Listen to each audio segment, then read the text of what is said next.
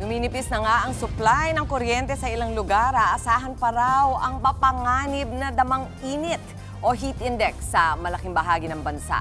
Alamin natin yan sa ating resident meteorologist na live sa Tanawan, Batangas.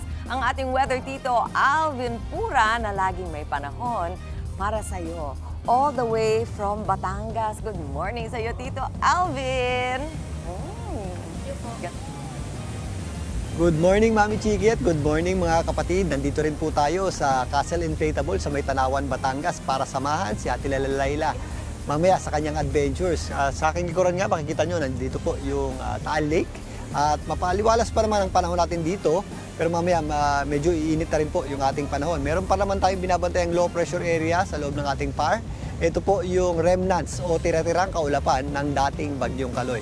Ito po ay huling namata ng Pag-asa sa layong 1,055 kilometers silang bahagi ng southeastern Luzon.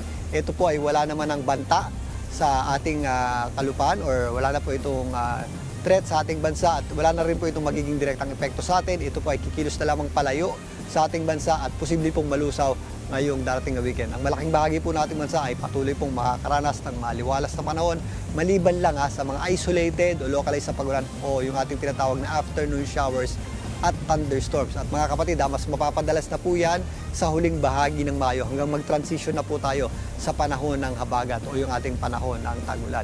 Pero sa ngayon, iindahin pa rin po natin ang matinding init ng panahon at mga mapanganib at dangerous level light index. Sa katunayan, ngayong araw na ito, posible po yan muling pumalo sa hanggang 44 degrees Celsius sa may areas ng Cagayan. Ganun din po sa Nueva Ecija, 44 degrees Celsius din po tayo dyan. Napakainit din po sa may Central Luzon, sa Bulacan. Naglalaro din po sa 44 degrees Celsius yung ating heat index. Ganun din po sa may areas ng Tarlac.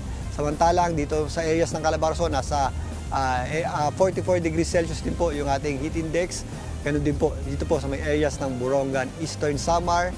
At dito nga sa may areas ng Batangas, nasa 44 degrees Celsius din po yung ating tinatawag na ating heat index.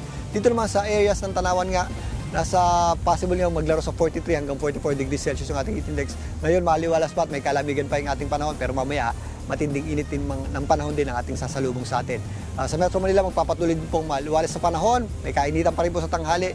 Pumapalo sa hanggang 42 to 43 degrees Celsius din po yung ating heat index yan. Pagandaan din po natin yung mga kapatid, lalong-lalo na sa papasok pa lamang sa opisina at trabaho ngayong araw na ito. Bandang hapon, nagiging maulap naman yung ating panahon at possible din po yung ating mga isolated o yung mga afternoon showers at thunderstorms. Ito po yung mga pag-ulan na hindi naman masyadong nagtatanggal. Pero ang malaking bahagi pa rin po, o maghapon pa rin po natin, ay makakaranas pa rin po ng malinsangang panahon. Maganda natin yan mga kapatid.